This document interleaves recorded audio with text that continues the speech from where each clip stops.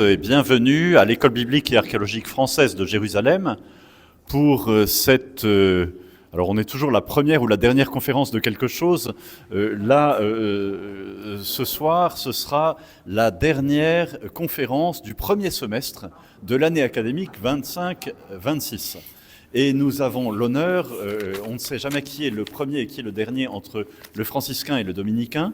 Vous voyez que ce soir, ce n'est pas la rencontre de Saint François et de Saint Dominique, mais c'est quand même un témoignage de l'amitié et des liens qui nous unissent depuis 8 siècles. Voilà.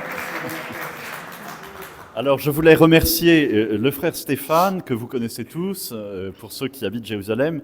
Donc, Stéphane qui a été 34 ans autour du Saint-Sépulcre, je pense à Tournai, et 3 ans à l'intérieur. Alors, il va nous expliquer ce que ça veut dire être à l'intérieur, puisque ce soir, on a un thème qui est abordé par un docteur en liturgie, pas un psychiatre, mais qui est formulé de la façon suivante: une basilique bipolaire. Alors entre le temps et l'espace, quels sont ces deux pôles? Nous allons le découvrir pendant 45 minutes avant d'avoir un temps d'échange d'une quinzaine de minutes. Je vous invite d'ores et déjà à préparer vos questions. Stéphane, la parole est à toi. Merci pour tout. Bonsoir à tous. Je ne pensais pas qu'il y aurait autant de monde. Je devrais venir plus souvent participer à vos conférences ici. Je suis heureux de vous retrouver ce soir. Alors, pourquoi est-ce que je suis ici aujourd'hui ? Il y a quelques mois, au début du mois d'octobre, par là, j'avais fait une visite du Saint-Sépulcre qui devait être plutôt historique, archéologique, et puis quelque part, je me suis retrouvé à parler un petit peu de liturgie, peut-être un petit peu trop de liturgie. Et puis on m'a dit, bon là tu mets de côté, on retourne sur la partie archéologique, tu viendras parler de la partie plus liturgique à l'école biblique. Alors on ne va pas tout dire ce soir parce qu'il y aurait beaucoup à dire, mais donc ça va être une perspective plutôt liturgique que archéologique ou historique. Ah, donc la basilique, vous arrivez à bien voir l'écran là où il y a trop de lumière ?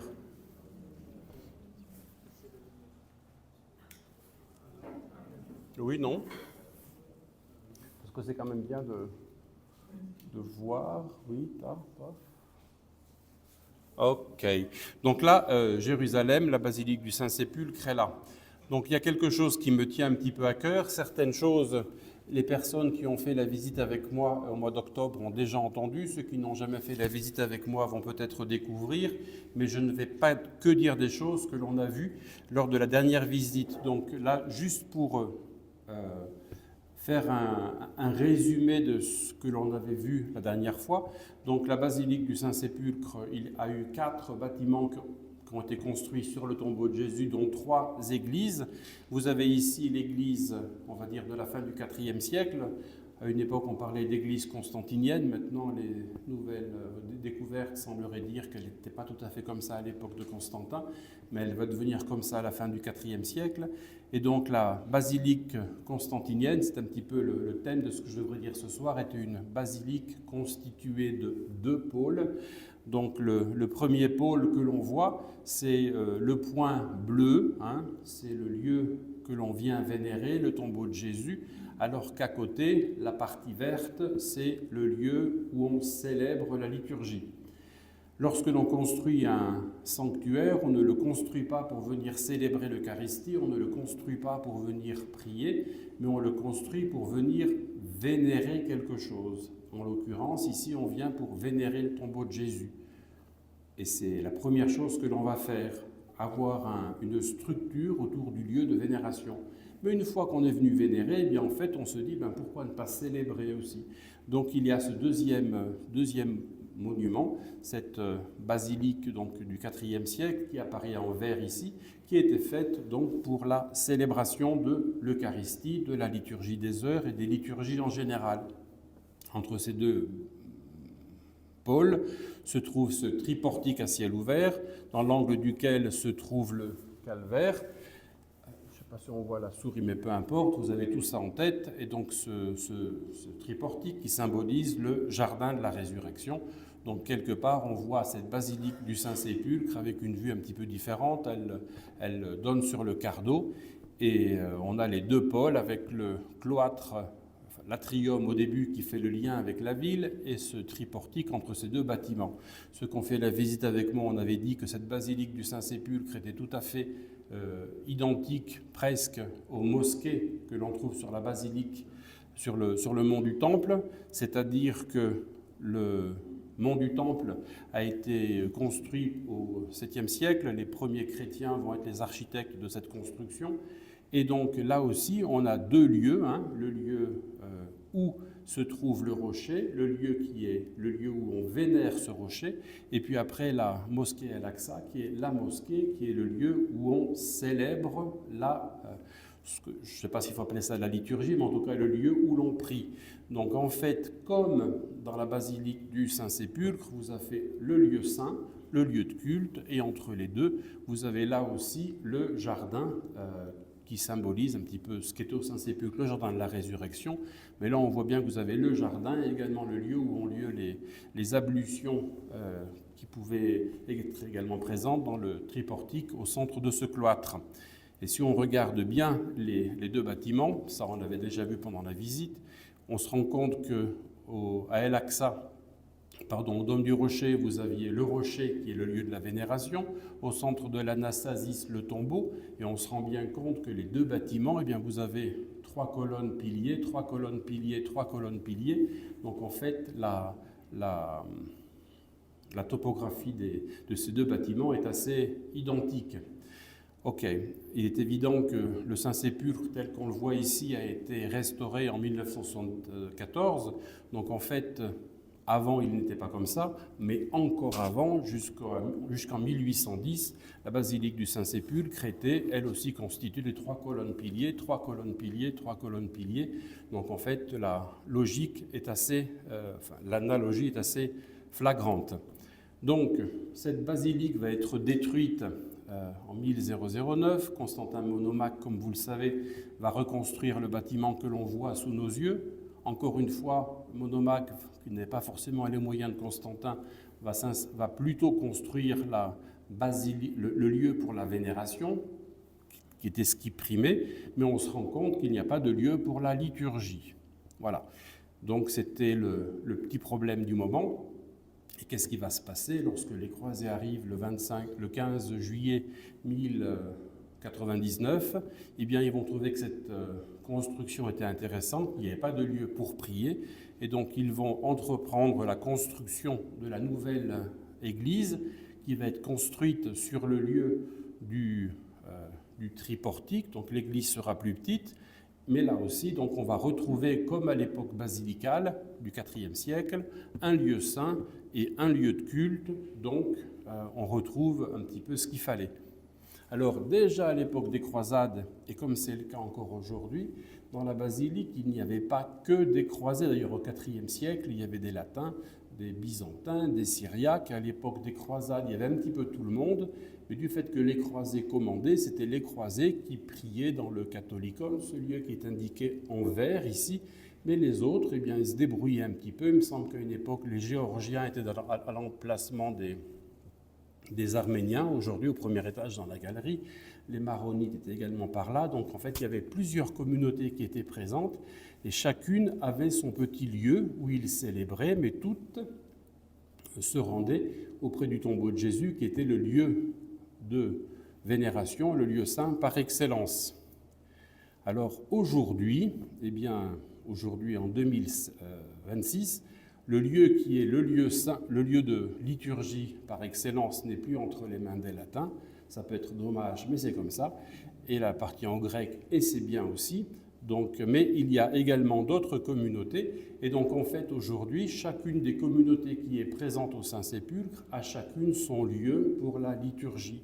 Un lieu unique pour la vénération. Il n'y a pas le tombeau des uns et le tombeau des autres, mais chaque communauté a son lieu où elle célèbre.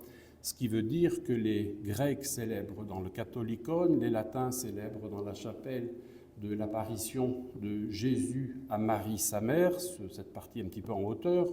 Les Coptes célèbrent dans cette petite édicule qui touche le lieu du tombeau de Jésus. les Syriaques un petit peu derrière et les Arméniens, je n'ai pas tellement su comment les mettre, mais enfin, en tout cas ils sont dans cet endroit-là, mais au premier étage. Donc chacune des communautés a un lieu, chacune a besoin d'espaces liturgiques différents, qui a besoin d'une iconostase, qui a besoin d'autels contre le mur, au centre, etc. Donc en fait, chacun a un espace qui correspond à ses besoins, mais toutes sont unies autour du même tombeau, du même lieu saint. Alors en fait, dans la première carte, là vous voyez que j'ai rajouté les Éthiopiens, ils ne sont pas vraiment dans la basilique, mais sur les terrasses, il y a également cet espace où les Éthiopiens ont leur liturgie. Ils sont peut-être moins bien logés que les autres parce qu'ils sont dehors, mais ils sont malgré tout présents. Alors, une fois qu'on a compris que dans la basilique du Saint-Sépulcre, il y avait le grand lieu saint et non pas le lieu de culte, mais en fait le lieu de culte construit, mais également les différents lieux de culte de chaque communauté, eh bien en fait ces communautés vivent pour une partie dans la basilique du Saint-Sépulcre, elles sont fermées, il y a des couvents, des chambres, des lieux de vie, donc ce n'est pas qu'un lieu de liturgie, mais c'est vraiment un lieu de vie. Les franciscains habitent au-dessus de la chapelle des Latins, les Arméniens habitent dans leur galerie, ceux qui sont venus avec moi pendant les visites ont peut-être vu, je ne sais pas si on y est allé cette année, je me confonds un peu, mais il y a aussi les chambres, les lits où dorment les Arméniens sur la partie du fond. Coptes, Grecs ont également des chambres au-dessus de la chapelle des Syriaques, etc. Donc chacun a différents lieux de vie. Mais lorsque chacune des églises qui vit dans la basilique du Saint-Sépulcre a également l'église de référence à l'extérieur, c'est-à-dire que les franciscains ont une communauté au Saint-Sépulcre, mais le custode qui habite à Saint-Sauveur. Les Grecs ont l'évêque du Saint-Sépulcre qui vit dans le Saint-Sépulcre, mais le patriarcat grec qui se trouve à l'extérieur. Pareil pour les Arméniens, les Coptes, les Syriaques, il y a les communautés intérieures, mais il y a le chef d'église qui vit à l'extérieur et qui vient souvent pour des liturgies et des liturgies différentes. Et donc lorsque l'évêque vient, si vous allez au Saint-Sépulcre le samedi, vous allez voir rentrer le clergé grec, le clergé arménien, copte, syriaque, etc. Et donc, dès que quelqu'un rentre dans l'église, la première chose qu'il va faire, il va vénérer la pierre de l'onction et tous vont aller visiter le lieu saint. Ils viennent en pèlerinage, donc ils rentrent dans le tombeau. Lorsque les franciscains ont une entrée solennelle, le custode ou le patriarche latin qui rentre dans la basilique, dès qu'il est accueilli, il va visiter le tombeau, une visite pieuse, vient vénérer donc ce lieu saint, et ensuite la procession qui rentre va aller célébrer les vêpres, chacune dans le lieu de culte respectif. Ce qui veut dire que le samedi, parfois il y a des vêpres un petit peu partout, mais chacun vient d'abord vénérer le lieu saint. De même, chaque jour, que ce soit solennel avec le clergé de l'extérieur ou que ce soit la liturgie du quotidien, eh bien, chaque communauté célèbre au moins 2 fois par jour l'office nocturne et l'office des vêpres.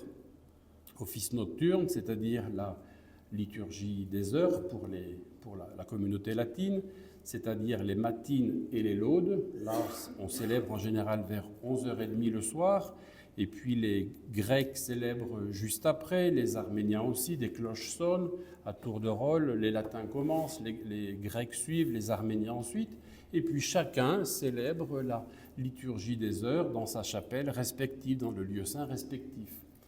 Et puis également, à 1h de l'après-midi, même chose, les cloches sonnent, et puis chacun va célébrer des vêpres dans le lieu saint, dans le lieu de culte, respectif. Alors on peut être un petit peu surpris, mais pour nous, des vêpres, ça veut dire quelque chose de communautaire.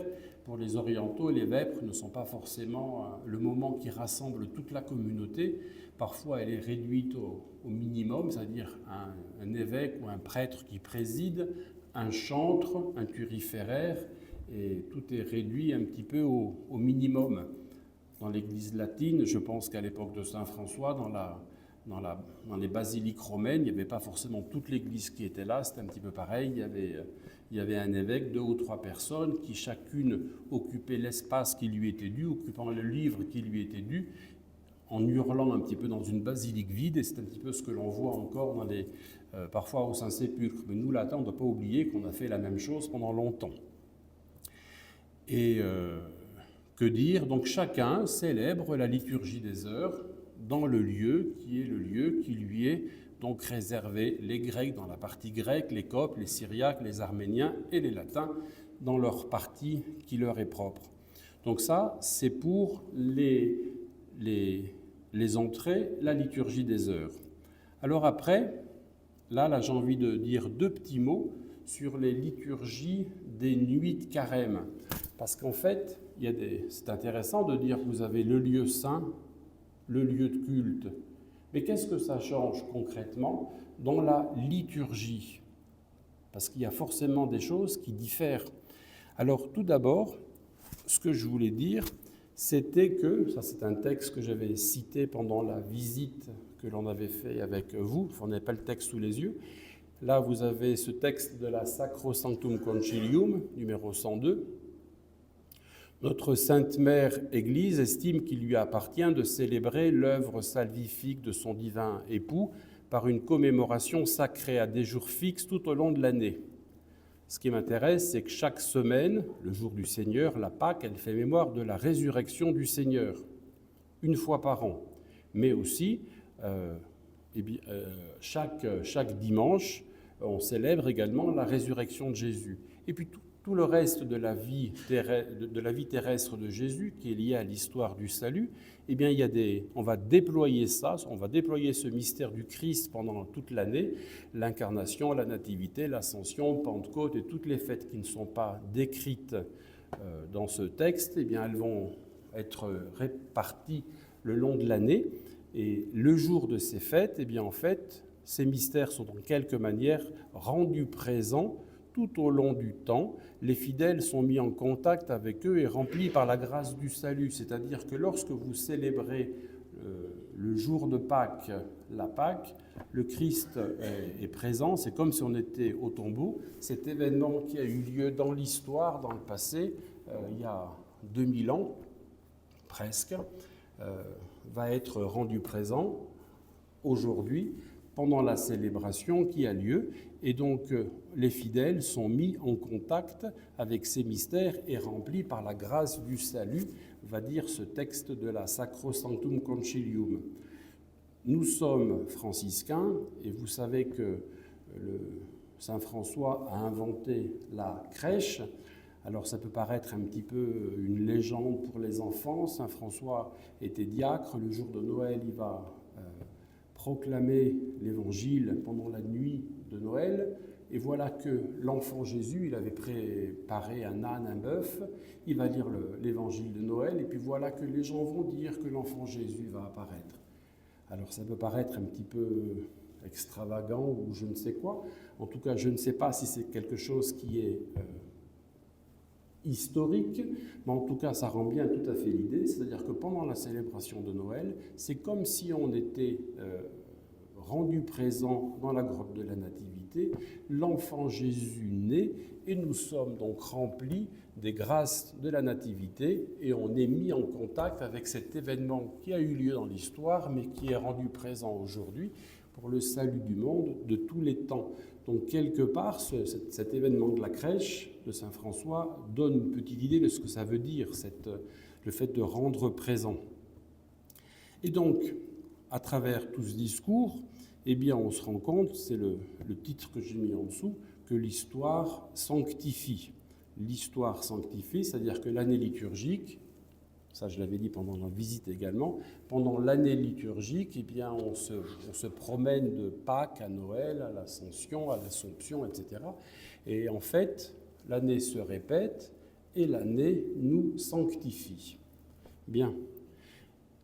L'histoire sanctifie l'année liturgique, et donc à travers les prières du missel, vous avez ce Hodie dans toutes les collectes, etc. On a aujourd'hui, donc on rend présent cet événement de l'histoire du salut. Eh bien, il se trouve qu'en Terre Sainte, non seulement l'histoire sanctifie, mais la géographie sanctifie également. C'est-à-dire que ce n'est pas parce que c'est le jour de la fête, mais c'est parce qu'on est sur le lieu saint. Lorsqu'on est à Bethléem, on n'a pas besoin d'attendre le jour de Noël pour que la naissance du Christ soit actualisée et rendue présente. Lorsque l'on est au Saint-Sépulcre, quelque part, c'est Pâques tous les jours. On n'a pas besoin d'attendre le jour de Pâques ou d'attendre éventuellement le dimanche, où on rend également présent de façon hebdomadaire la Pâque annuelle. Donc ce n'est pas le temps qui sanctifie seulement, mais en Terre Sainte, on a la géographie qui sanctifie. Donc le temps, on n'arrive pas à le bloquer, mais le pèlerin qui passe d'un lieu à l'autre se déplace également. Donc vous avez les lieux qui défilent, un petit peu comme le temps qui défile, on n'arrive pas à l'arrêter. Et donc à ce moment-là, dans les prières, ce n'est pas parce que c'est l'aujourd'hui, mais c'est parce que c'est le lieu. Et on retrouve ces prières ici. Alors là, le but de tout ça, c'était pour préparer le fait que les dimanches, les samedis soirs de carême, il y a une liturgie un petit peu particulière au Saint-Sépulcre. Et donc, c'est une liturgie, parce que le statu quo va fixer des prières, des rites qui étaient liés à cette liturgie préconciliaire, à une liturgie tridentine, voire même avant. Et donc là, je ne sais pas si on arrive à lire quelque chose. Non.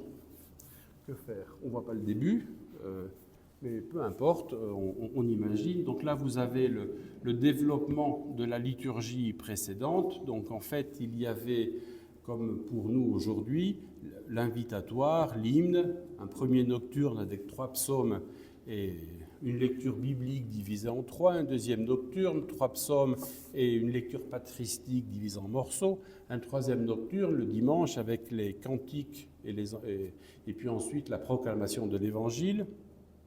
Je vois que j'ai oublié le Te Deum qui suit. Et puis après, on enchaînait tout ça avec les laudes, les 5 psaumes, le Benedictus et le Paternoster. Ça, c'était l'office ancien. Et ce qui est intéressant, c'est qu'au Saint-Sépulcre, autrefois et encore aujourd'hui, chacun célèbre dans le lieu de liturgie. Donc les franciscains célébraient ça dans la chapelle du Saint-Sacrement, dans le lieu de culte des franciscains, mais pendant le Benedictus, vous avez cette sortie et tout le monde part en procession autour du tombeau, on encense le tombeau et on termine la liturgie dans la chapelle du Saint-Sacrement où elle avait commencé. Donc en fait, on se rend compte que pendant les liturgies, que ce soit les franciscains, mais aussi les Grecs, les Coptes, les Arméniens, chacun célèbre dans son lieu propre pour la liturgie, mais chacun ces petits moments où on va puiser dans le même puits pour retourner vers ce lieu saint commun à tout le monde, et vous avez ce petit moment où les communautés vont dans ce lieu commun. Donc là, on n'y voit pas forcément grand-chose, mais les franciscains ont décidé d'adapter cette liturgie. En 1987, on s'est dit c'était bien joli, ces liturgies tridentines, mais avec la réforme liturgique, on a voulu adapter ça à la liturgie d'aujourd'hui. Et en fait, les frères se sont basés sur le pèlerinage de la pèlerine Égérie. Et la pèlerine Égérie nous disait précisément que le samedi soir, ça vous le trouvez au numéro 24-25, donc la liturgie était double. Il y avait la liturgie cathédrale et la liturgie monastique. On le retrouve dans le pèlerinage d'Égérie. La liturgie cathédrale, c'était une liturgie où était présent l'évêque avec le peuple, quelque chose de plus populaire, les gens mariés, etc. Donc liturgie populaire, ça veut dire des chants, des processions, etc. Et puis ça terminait par la liturgie monastique. Qui dit liturgie monastique veut dire que là, il n'y a que des moines, un truc plus aride. L'évêque est parti se coucher, les fidèles rentrent aussi, il ne reste que les moines, et là vous avez des psaumes les uns en enfilade, un truc plus aride, on va dire, oui. Et donc il y avait les deux liturgies dans ces lieux, parce que vous aviez à la fois les moines et à la fois le peuple qui était présent. Et ce qui est intéressant, c'est qu'au niveau de la liturgie cathédrale, eh bien en fait, on nous dit qu'il y avait 3 psaumes qui étaient célébrés, qui était chanté par 3 personnes différentes. Et à la fin de chaque psaume, il y avait un temps de silence, puis une collecte. Ok. Et puis également, pendant la liturgie cathédrale, on nous dit qu'il y avait une sortie vers le tombeau de Jésus, qu'il y avait des encensoirs et que toute l'anastasie s'était remplie de ce parfum. Donc là, je vais arrêter là, et ça, je saute aussi. Et donc, en fait, lorsque les frères vont vouloir réformer cette liturgie nocturne, eh bien, en fait, ils vont s'inspirer du pèlerinage d'Égérie et ils vont adapter ça avec la théologie des lieux saints. Ils n'étaient pas forcément conscients qu'ils adaptaient ça à la théologie des lieux saints, mais de fait, ils vont le faire. Donc, dans la nouvelle liturgie, on s'est dit, d'abord, on va supprimer les laudes, parce que dire des laudes à minuit, 11h30 le soir, c'est un petit peu tôt, les gens viennent, donc on va évacuer les laudes. Et l'office des lectures est beaucoup moins riche que l'ancien office des matines. Or, il faut commencer à une heure précise, il faut terminer à une heure précise, et donc il faut mettre un petit peu d'eau dans la soupe pour qu'on arrive à contenter tout le monde. Donc plutôt que de mettre de l'eau dans la soupe, ils ont essayé de rajouter des choses qui soient quelque part édifiantes et qui ne rendent pas l'office insipide.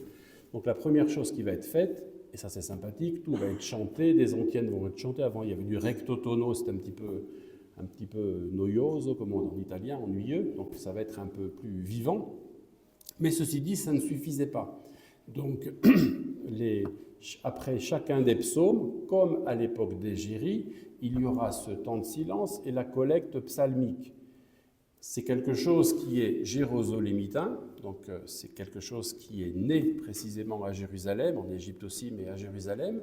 Et en fait, la liturgie des heures, pour ceux qui ont lu le document au début de la liturgie des heures, on nous dit qu'il y a la possibilité, précisément, d'après chaque psaume, le bréviaire anglais américain a les collectes psalmiques, on nous donne la possibilité d'avoir un temps de silence et ensuite le prêtre résume cette prière en la portant au Seigneur et à partir des textes du psaume, une prière est proclamée, une collecte.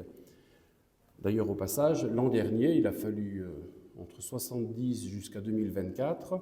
Le Saint-Siège n'est pas toujours rapide, donc chacun fait ce qu'il peut. Donc il a fallu 34 ans pour que ces collectes psalmiques annoncées soient finalement publiées. Elles l'ont été, on a les textes latins.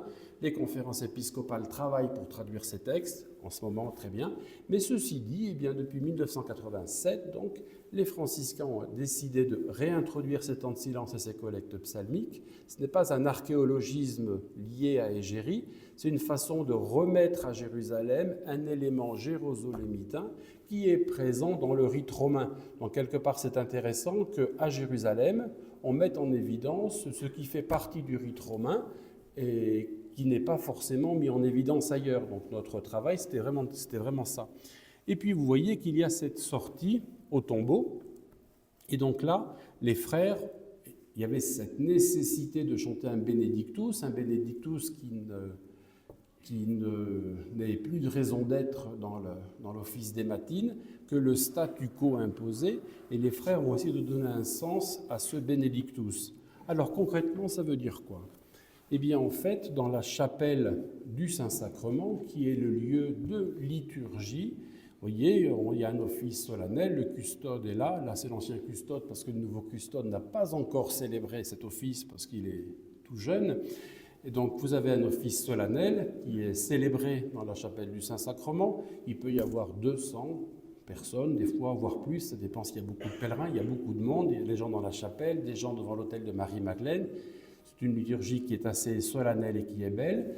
Donc toute la première partie, on est dans la chapelle du Saint-Sacrement, la chapelle de la liturgie, donc on célèbre la liturgie du jour, comme avec cette particularité des collectes psalmiques, etc. Très bien. Au bout d'un moment, il y a cette procession qui se déploie.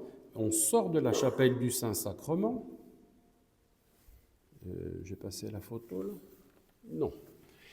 voyons si ça sort. Tac, tac, où est le... Voilà. Donc on sort en procession. Ah si, j'ai compris pourquoi. Non. On sort en procession, on quitte la chapelle du Saint-Sacrement et on va vers le lieu de vénération, vers le lieu de la résurrection.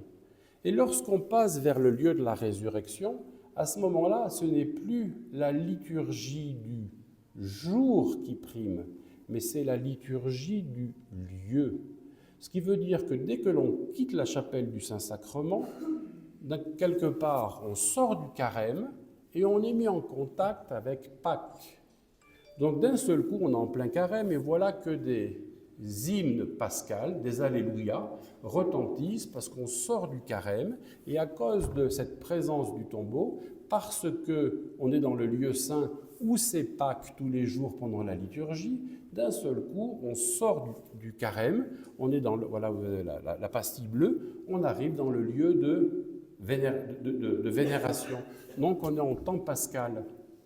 Cette célébration, certains y sont déjà peut-être allés, et c'est intéressant parce que pendant les matines, on est supposé, à la fin des matines, lire l'Évangile. Soit on lit l'Évangile du dimanche qui suit, soit on peut lire l'Évangile de la résurrection. Donc quelque part, au Saint-Sépulcre, on va plutôt lire l'Évangile de la résurrection.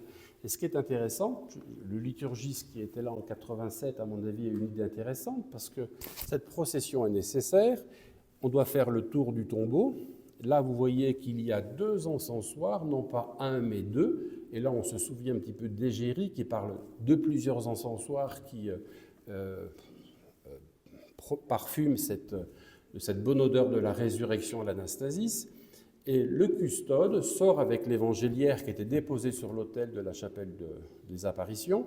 Et cette évangéliaire va être, comme on le voit dans la petite photo, déposée sur le tombeau de Jésus. Et donc là, il va être peut-être 00h30, 1h de la nuit, plus ou moins. Tout le monde est dehors, en dehors du tombeau, toute la procession est là. Et en général, on attend, on peut attendre 2 minutes, 3 minutes, 10 minutes. Des fois, on se dit, qu'est-ce qui se passe? Il y a un problème. L'orgue joue, alors on chante le chant que vous voyez, là on sort de la procession, et puis d'un seul coup on chante l'antienne de Pâques, la première antienne des Laudes, Angelus autem Domini, et avec les Alléluia et le Benedictus. En tout cas, l'évangile est déposé sur le tombeau, on dit qu'est-ce qui se passe? Il faut vous dire qu'on est le samedi soir, c'est peut-être l'heure de la résurrection, l'évangile ne nous dit pas à quelle heure Jésus est ressuscité. En tout cas, le dimanche matin, le tombeau était vide. Donc là, quelque part, le Christ est sur le tombeau. Et au bout d'un moment, des fois on se dit, tiens, il y a un problème, ça ne marchera pas, personne ne sort. Et puis au bout d'un moment, on voit que le custode sort avec l'évangéliaire qu'il porte en le montrant de façon assez solennelle. Et de cet évangile va être ensuite proclamé l'évangile de la résurrection. Et donc là, justement, on sort du lieu et on célèbre la liturgie on sort de l'histoire et on rentre dans la liturgie de la géographie. Et quelque part, si vous avez fait attention, mais lorsque l'on célèbre la messe de Pâques est introduite par l'antienne Résurrexie. Et Résurrexie, ça veut dire « je suis ressuscité ».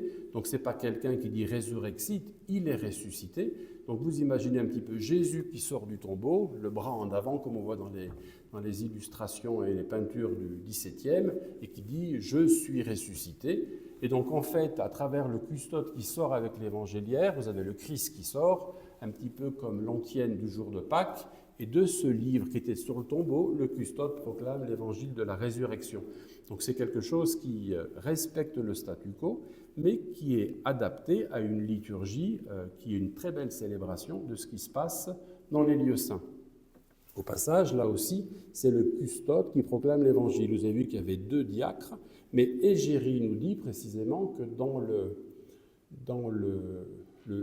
la nuit du samedi soir, ce ne sont pas les diacres, mais l'évêque qui proclamait l'évangile de la résurrection. L'évangile de la résurrection des matines est proclamé par l'évêque. C'est quelque chose qui est jérusalémitain.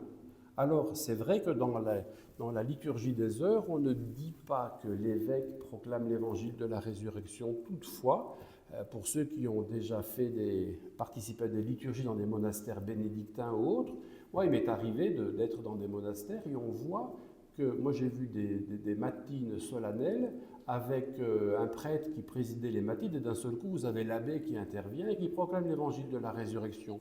Je me souviens même, je n'étais pas franciscain à l'époque, d'avoir eu la surprise d'être dans un monastère de femmes bénédictines, je ne sais plus où, et la nuit, le prêtre présidait solennellement avec ornement liturgique les matines, et d'un seul coup, l'abbesse sort de sa stalle et proclame l'évangile de la résurrection.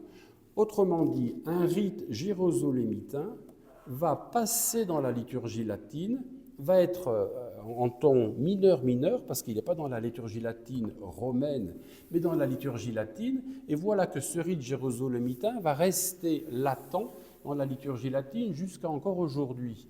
Et donc, quelque part, à Jérusalem, lorsque l'évêque fait ça, ce n'est pas un archéologisme d'égérie, c'est un rite romain, enfin latin, qui existe encore aujourd'hui, qui sort de Jérusalem. Donc, c'est intéressant que Jérusalem remette en évidence les rites jérusalémitains dans la liturgie latine. En tout cas, le fait est ici, le but de ce que je vais vous dire, c'est qu'on voit très très bien le lieu saint, le lieu de culte. Dans le lieu saint, on célèbre la liturgie liée à l'histoire, au lieu, alors que dans le lieu de culte, on célèbre selon l'histoire en fonction du calendrier du moment. Et ça, c'est intéressant. Alors ensuite, les textes, on voit quelque chose? Non. C'est comme ça. Mais là, je vous ai pris ce texte du Vexilla Regis, par exemple. Alors, je pense que vous arrivez quand même à lire.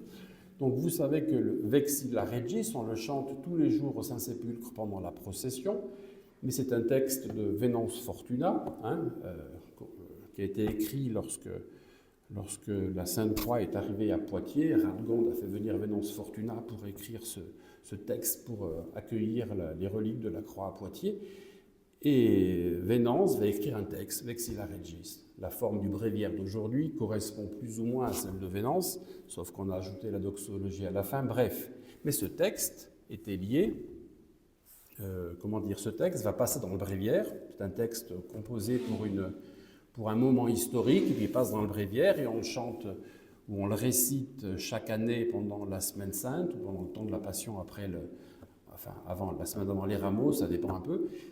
Et puis on le chante pour les fêtes liées à la croix, mais comme on voit dans le texte que vous avez là, ici, on voit qu'on a cette phrase-là, hoc passionis tempore. Donc ce texte est lié à l'histoire.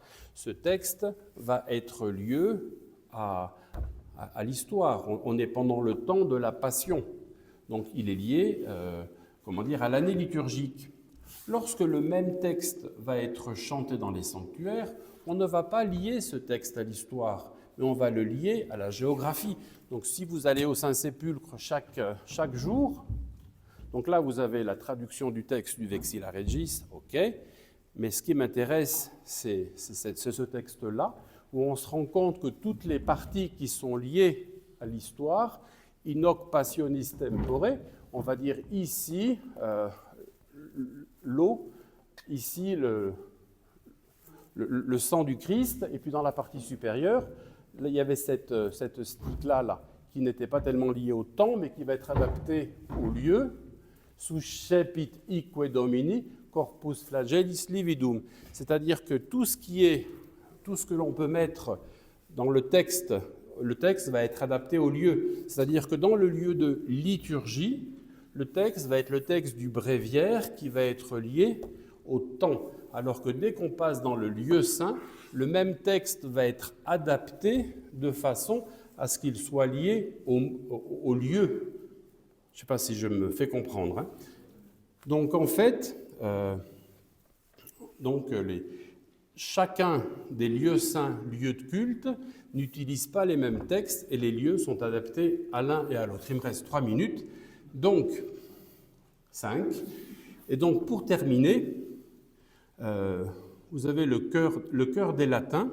Le chœur des latins, eh bien en fait les latins, oui, les latins célèbrent dans la chapelle du Saint-Sacrement, là-haut, pour la liturgie des heures, pour les dévotions, mais pas pour la messe. Les latins ont ce privilège de pouvoir déplacer leur lieu de liturgie devant le tombeau, que l'on appelle d'ailleurs le chœur des latins, ce qui veut dire que pendant la messe, les frères célèbrent entre l'anastasis et le catholicon. Alors ce que je voulais vous dire aussi, c'est que si l'histoire sanctifie, on a compris, la géographie sanctifie, on a compris, mais vous avez ce qu'on appelle la station, c'est-à-dire le moment où l'histoire rencontre la géographie, c'est-à-dire lorsque vous êtes sur le lieu, le jour de la fête. Et ça, c'est quelque chose qui est unique dans les sanctuaires, parce que l'histoire ne rencontre jamais la géographie ailleurs que dans les sanctuaires de Terre Sainte. Donc ça, c'est la station. Et donc, la station de Pâques, évidemment, a lieu devant le Saint-Sépulcre. Et si vous regardez un petit peu, dans la mesure où vous avez le lieu saint qui est ici, le lieu saint est là, le lieu de culte va se trouver ici, et bien si vous allez au Saint-Sépulcre le jour de Pâques, vous allez vous rendre compte que d'abord vous avez la messe qui est célébrée dans le lieu de liturgie, et à la fin de la messe, il y a le pèlerinage au lieu de culte. À chacune des liturgies, on a la messe quelque part, dans le lieu de vénération. Lorsque nous allons, par exemple, jouer des Pères Blancs, on célèbre la messe le 8 septembre chez vous, nous avons la liturgie dans l'église, et on célèbre la liturgie du jour de Sainte-Anne, et à la fin de la messe, on descend dans la grotte, qui est le lieu de vénération. Et le lieu de vénération, en général, on le vénère en faisant le tour. Et donc là, vous avez, à la fin de la messe, on a 3 fois le tour du tombeau que l'on vénère, et on proclame les 4 évangiles de la résurrection dans chacun des points cardinaux. Donc là aussi, on voit bien que la station, c'est le jour où l'histoire rencontre la géographie. Et donc là, encore une fois, vous avez la liturgie du jour dans le lieu de liturgie et la liturgie du lieu dans le lieu de vénération. Donc, on va dire que ça suffit pour aujourd'hui parce qu'il n'y a plus le temps.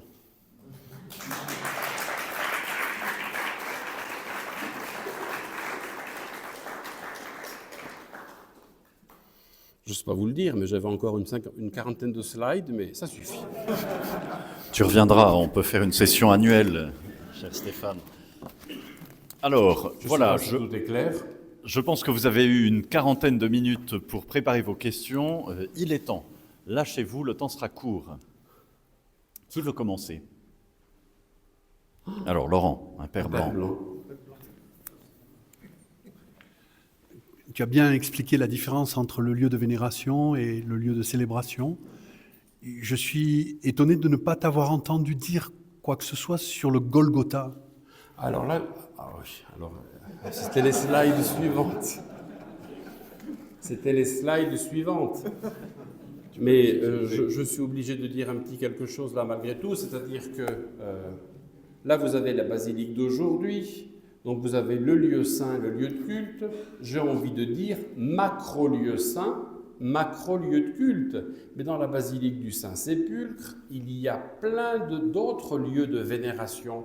Le calvaire, le lieu où Jésus apparaît à Marie-Madeleine, la pierre de l'onction, ceci. Il y a plein de lieux saints, de micro-lieux saints dans la basilique.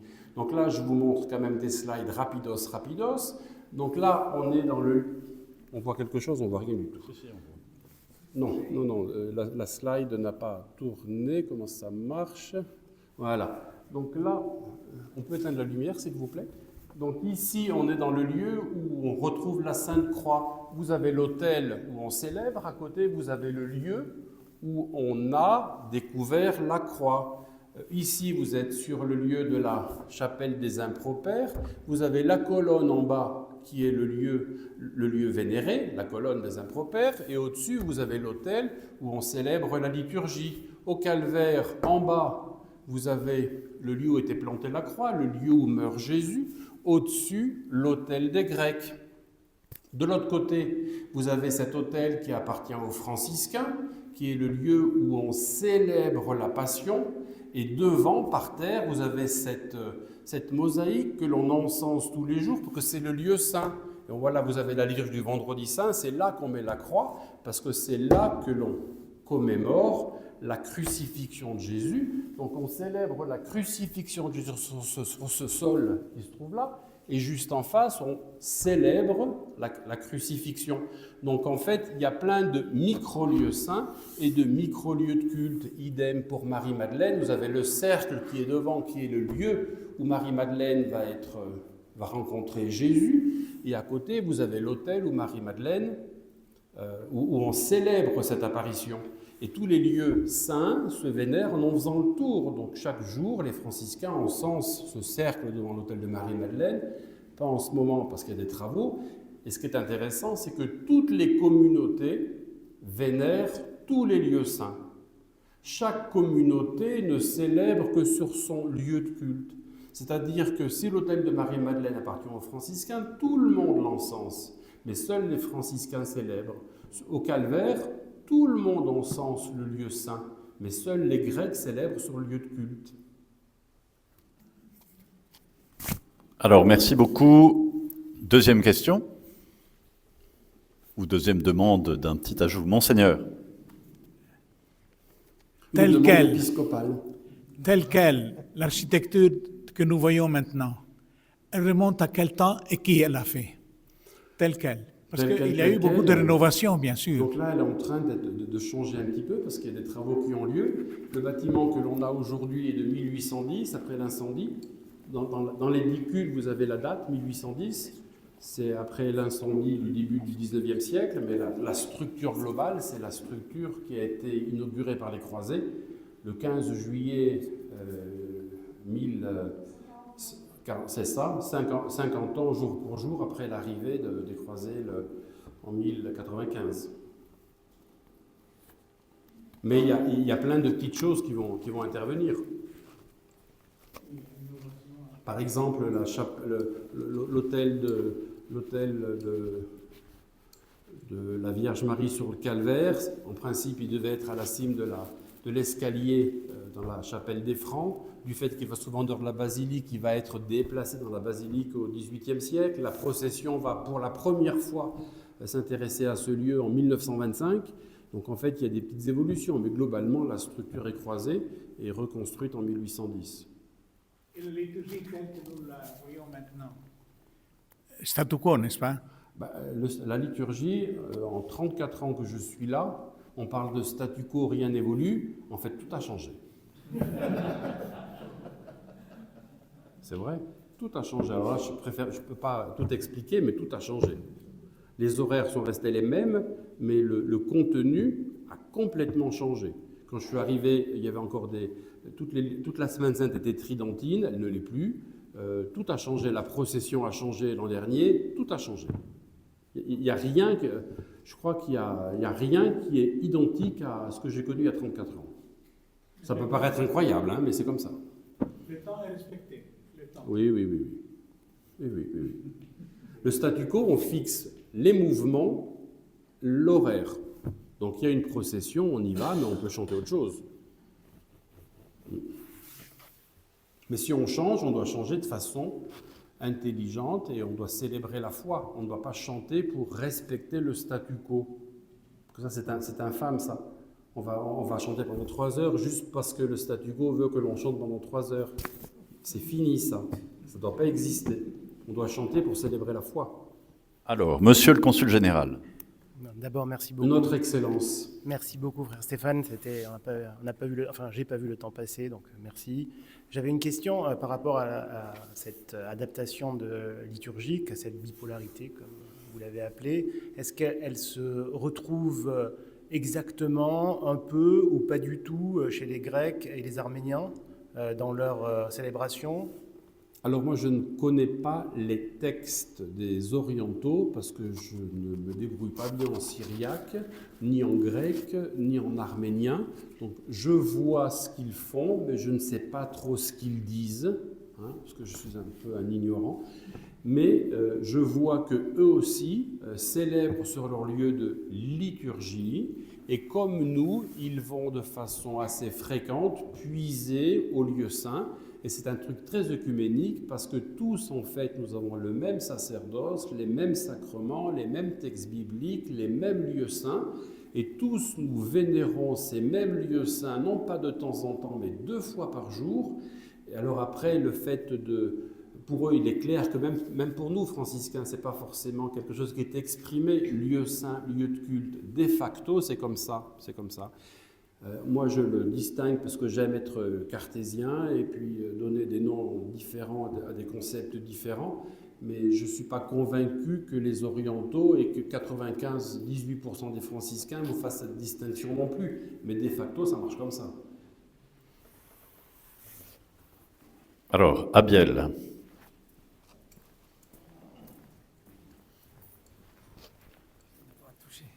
Merci Stéphane. Moi, une toute petite question très rapide. À quel moment le tombeau est devenu un lieu de culte où on célébrait aussi l'Eucharistie? Parce que tu as bien dit qu'il y avait 2 lieux. Donc à quel moment on peut dire, là, dans le tombeau, on célèbre? Alors, il y a 2 choses, parce qu'en fait, pour bien des gens, l'espace devant le tombeau, c'est comme le tombeau. Donc là, on célèbre la messe devant le tombeau dans le cœur des latins. Mais c'est vrai aussi qu'il y a la possibilité de célébrer dans le lieu de vénération. Alors on essaie de ne pas exagérer parce que le lieu de vénération doit être un lieu que les gens viennent vénérer. Si vous mettez des groupes toute la journée dans le lieu saint, eh bien on ne peut plus visiter ces lieux. Donc la priorité du lieu saint, c'est la vénération, la visite. Ceci dit, depuis que... Je ne peux pas te dire depuis quand exactement, mais il me semble évident que les premiers franciscains ont aussi célébré dans le tombeau. On peut célébrer dans la grotte de la Nativité à des horaires précis, réduits. À Nazareth, on célébrait à la grotte jusqu'à il n'y a pas tellement longtemps. Maintenant, on célèbre à 8 heures et après, ce lieu est laissé uniquement à la vénération des fidèles. Parce qu'après, il y a un petit côté égoïsme. Je veux dire, on ne peut pas avoir un groupe qui célèbre 20 personnes dans la basilique de Gethsémani, et après il y a 200-300 personnes qui ne peuvent plus vénérer les lieux. Donc justement, le lieu de liturgie est mis à côté pour permettre la vénération, qui est ce qui doit primer sur le lieu de vénération. Il ne faut pas non plus être des ayatollahs, en disant c'est pas possible. Alors, on a encore un peu de temps pour ou une question ou des compléments ou des remarques. Donc, n'hésitez pas. Alors, Pierre et Cathy après.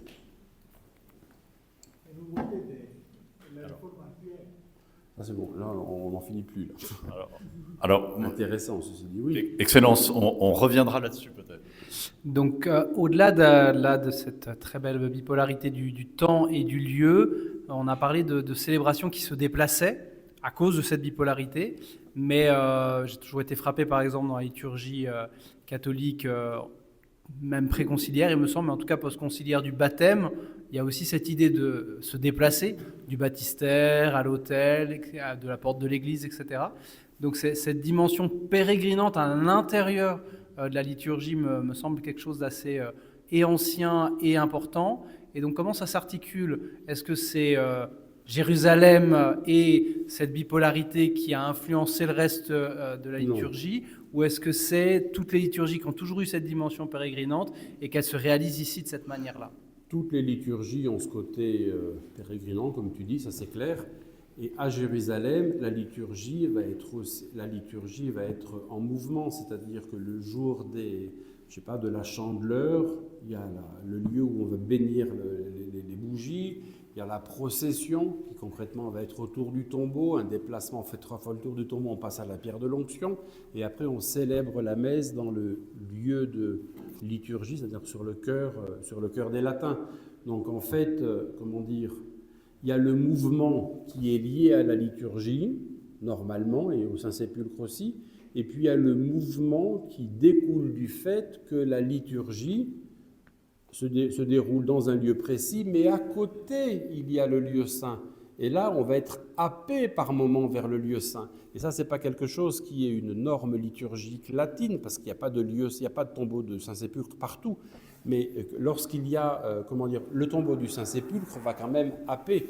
Et j'étais surpris de voir un jour, j'étais à Saint-Pierre de Rome, pendant le Magnificat des Vêpres, ils sont partis en procession, me semble-t-il, à la confession. Donc il y a quelque chose de similaire qui a lieu, parce que c'est pareil aussi, hein, à Saint-Pierre de Rome, vous avez en haut, en bas. La confession en bas, le tombeau de Pierre, c'est le lieu de vénération, et au-dessus, vous avez la grande Saint-Pierre, qui est lieu pour la liturgie. Ça, c'est pas propre à la Terre Sainte, lieu saint, lieu de culte, c'est propre au sanctuaire.